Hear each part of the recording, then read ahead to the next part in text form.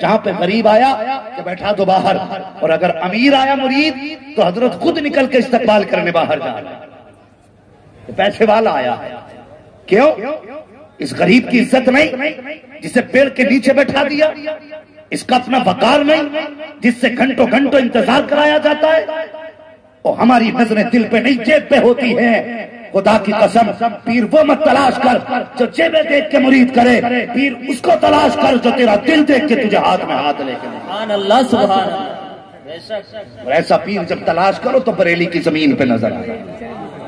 دنیا مصطفیٰ رضا مفتی اعظم کہتی ہے۔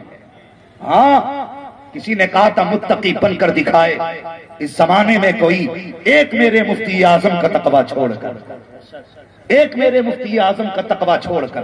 سنے تقویٰ کیسا تھا؟ مرید آ گیا، حضرت جی کاغذ لیں اور تعویذ کر دیں۔ توجہ ہے ارباب منبر کی دعائیں چاہیے۔ سمجھ رہے ہیں نا میری زبان آپ لوگ؟ سمجھ رہے ہیں تو کہتے ہیں ذرا یا رسول اللہ۔ کہنے لگا حضرت یہ کاغذ لیں اور تعویذ کر دیں۔ سرکار مفتی اعظم ہند نے تعویذ بنایا، کاغذ کے دو ٹکڑے ہوئے، ایک حصے میں تعویذ بن گیا۔ آپ نے تعویذ لپیٹا، مرید کو دے دیا، اور وہ ذہن سے اتر گیا کہ آدھا کاغذ کا ٹکڑا بچ گیا۔ آپ نے تعویذ دے دیا، مرید نے لیا، چلا گیا۔ 3 مہینے کے بعد مرید واپس آیا۔ کتنے؟ اور ذہن میں رکھنا یہ بات جو میں کہنے لگا ہوں، کتنے مہینے بعد؟ غور سے سنیں، کتنے؟ 3 مہینے کے بعد مرید آیا۔ جیسے سرکار مفتی اعظم ہند کے قدموں میں آیا، کہا حضرت نے فرمایا خیریت ہے؟ کہا جی خیریت ہے، جب سے آپ کا تعویذ ملا ہے سکون ہی سکون زندگی میں ہے۔ مسکرا کے کہنے لگے تجھے تو سکون ہے، لیکن جب سے تو گیا ہے اختر رضا کی نیند، جب سے تو گیا ہے مصطفیٰ رضا کی نیند اڑ گئی ہے۔ اتنا سنا یار مرید تھا، تڑپ گیا، رو کے کہنے لگا حضور کوئی خطا ہو گئی ہو تو معاف کر دینا، گستاخی ہوئی ہو تو معاف کر دینا، سرکار بتائیں تو صحیح کیا غلطی ہو گئی؟ کہا سنو تم کاغذ لے کر کے آئے تھے؟ کہا جی حضور لایا تو تھا، کہا آدھے کاغذ کا تعویذ بن گیا تھا، آدھا بچ گیا تھا۔ کہتے 3 مہینے ہو گئے، مصطفیٰ رضا اس کو سنبھال کے رکھ رہا ہے اور تیرے انتظار میں ہے، جب تو آئے گا تیری امانت لوٹائی جائے گی۔ خدا کی قسم یہ ان کا تقویٰ تھا کہ شفا ان کے ہاتھ کے اشاروں کی منتظر رہا کرتی۔ وہ کاغذ کی حفاظت کرتے تھے۔ یا رسول اللہ، زندہ باد زندہ باد۔ عجیب حال ہے قوم کا، جدھر منہ اٹھائی چل پڑی۔ حالت دیکھی حضرت، جتنا نمازوں کا پابند ہوگا کہیں سے کچھ نہیں آتا، مسجد نہیں پڑھا رہتا ہے۔ اور ہماری قوم کو اگر کوئی ننگا مل گیا نا، ننگا جس پہ کپڑے ہی نہ ہو تو ہاتھ جوڑ کے پیروں پہ گر جاتے ہیں۔ بہت پہنچا ہوا بھائی کہ نمبر بھی دے کے جا، پتہ بھی دے کے نہیں، اتنے پہنچے ہوئے کہ کپڑے ہی نہیں پہنتے۔ یہ مزاج ہمارے۔ اور یار اللہ والوں کی پہچان کیا کرو، مجذوبوں کی بھی اپنی پہچان ہے۔ فرمایا گیا اگر کسی کا پتہ لگانا ہو یہ اصل مجذوب ہے یا کوئی پگلا ہے، فرماتے اس کے پیچھے مصطفیٰ کا نام لے دو، یا حضور پہ درود پڑھ دو، یا حضور کی حدیث پڑھ دو۔ فرماتے اگر پیٹھ گھما دے تو سمجھ لینا سچا مجذوب ہے۔ لیکن آج ہے کیا؟ جو کبھی مسجد نہ گیا پہنچا ہوا، جس نے کبھی اللہ کا نام نہ لیا بہت پہنچا ہوا۔ خدا رہا اپنے بھی ایمان کی حفاظت کرو اور اپنے بچوں کے بھی ایمان کی حفاظت کرو۔ ہاں، ورنہ وہ دن دور نہیں کہ بس کوئی ہمیں پوچھنے والا بھی نہیں ہوگا، پوچھنے والا بھی نہیں ہوگا۔ ان کی زندگی کا تقویٰ دیکھو، ایک کاغذ تکیے کے نیچے سنبھال کے رکھا۔ آج مجھے بتا تو صحیح، یہی جلسے میں موبائل گر جائے، جمعے کے دن مسجد میں پرس گر جائے، خیر نہیں پھر مل نہیں سکتا، اللہ ماشاءاللہ کسی کے ہاتھ لگ جائے تو دے دے، مگر گرنا بڑی بات، رکھ کے دیکھ لو 100 روپے اور ایک چکر فیلڈ کا لگا لو، پھر ڈھونڈنا مل جائیں گے۔ ہم تو گری پڑی چیز کو مال غنیمت سمجھتے ہیں، نہیں، کسی کا ناجائز ایک بھی لقمہ نہ کھا، 1 روپیہ ناجائز کا استعمال نہ کر، توکل اللہ پہ رکھو۔ تنگ دستی بھی ہو نا تو حرام کی طرف ہاتھ نہ بڑھانا، حلال کی روزی تلاش کرنا، حلال رزق کے لیے نکلو۔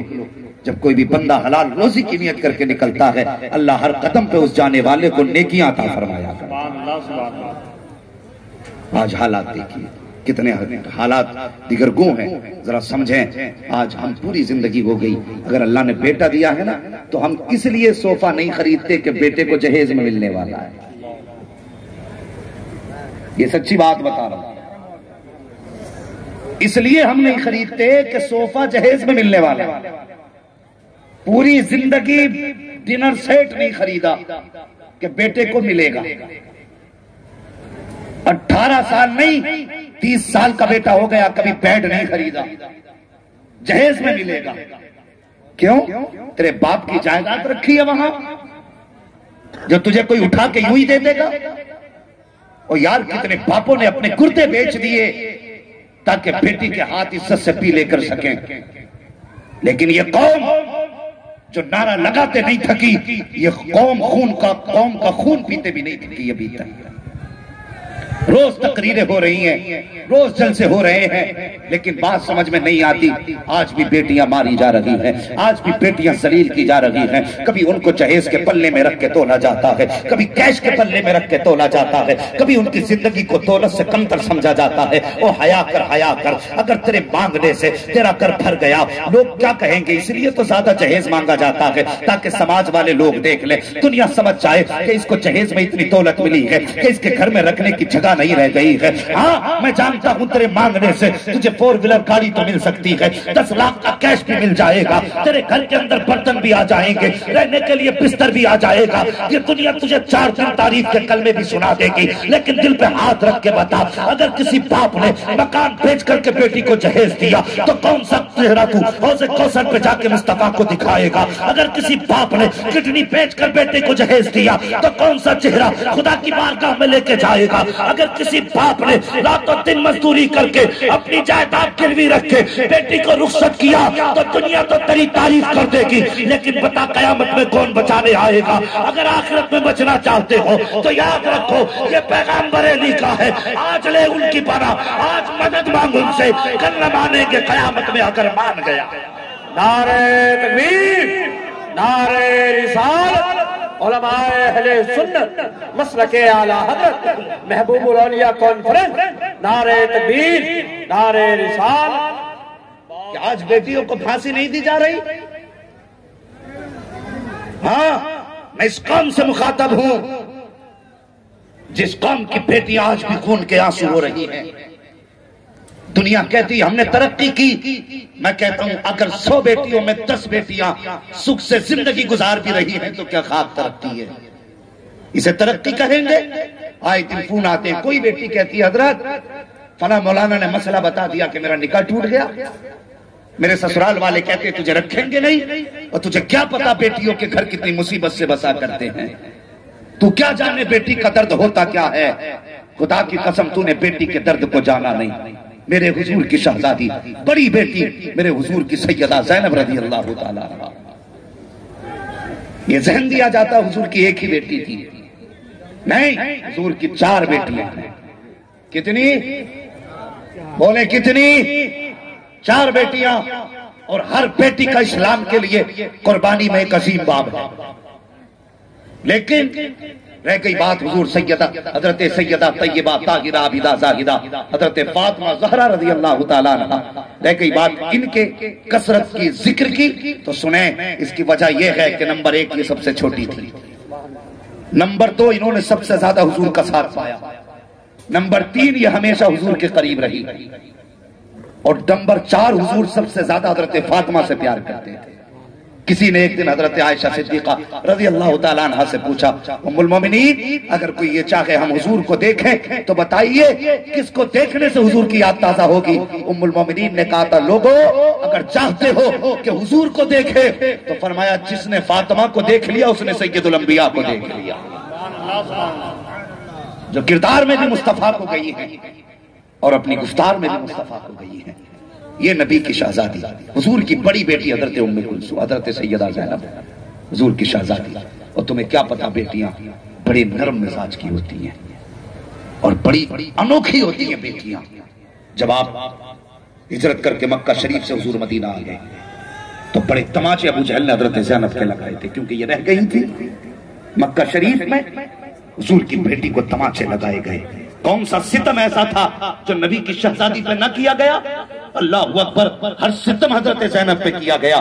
آخرکار جب آپ ہجرت کر کے مکہ شریف سے مدینہ آئیں، ایک ظالم نے آپ کو اونٹ سے گرایا، آپ کو میز سے تھی جس کی وجہ سے آپ کا حمل بھی ضائع ہوا اور اتنی بیمار ہوئی کہ آپ پھر بستر سے اٹھی نہیں۔ اللہ اکبر، جب آپ کا وصال ہوا تھا میرے نبی اتنے درد کے ساتھ روئے تھے کہ حضور کا پورا چہرہ آنسوؤں سے تر تھا، اور جب غسل دیا جانے لگا میرے حضور نے فرمایا تھا عورتوں جب میری بیٹی کو غسل دیا جا چکے تو کفن دینے میں جلدی نہ کرنا، پہلے مجھے بلایا جائے اس کے بعد بیٹی کو کفن دیا جائے۔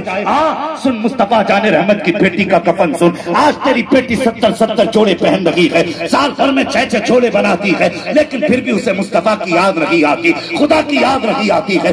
نبی کی بیٹیوں کی زندگی دیکھو پیارے، جب حضرت زینب کو غسل دیا گیا میرے حضور کو خبر دی گئی آقا آپ کی شہزادی کو غسل دیا جا چکا ہے۔ میرے حضور اندر گئے، جو چادر حضور کے کاندھے پہ تھی آپ نے اس چادر کا تہبند بنایا اور جو تہبند کے جگہ تھی اس چادر کو کھولا، لانے کے بعد عورتوں کو دیا، فرمایا جاؤ یہ چادر میری بیٹی کو کفن میں دے دی جائے۔ اللہ اکبر، یہ کہتے کہتے نبی کی آنکھیں برس رہی تھی، اور تجھے کیا پتا ہے کہ نبی نے بیٹیوں سے کتنا پیار کیا ہے؟ ایک چادر مصطفیٰ نے سیدہ زینب کو دی ہے جو کفن کے طور پہ دی تھی، ایک چادر نبی نے سیدہ فاطمہ کو دی تھی جس میں 17 پیبند تھے، وہ کفن کے طور پہ نہیں بیٹی کو پردے کے طور پہ عطا کی۔ سبحان اللہ سبحان اللہ۔ نہ زینب کے کفن کا جواب ہے نہ فاطمہ کے پردے کا جواب۔ اللہ اکبر، اور بیٹیوں کے ساتھ ذرا نرم دلی سے پیش آیا کر۔ تجھے کیا پتا بیٹیاں کتنے نرم دل کی ہوتی ہیں؟ تیرے گھر میں دلہن بن کے کیا آ گئی اور تو نے اسے کمائی کا ذریعہ سمجھ لیا؟ تو کیا سمجھتا ہے مرنا نہیں ہے؟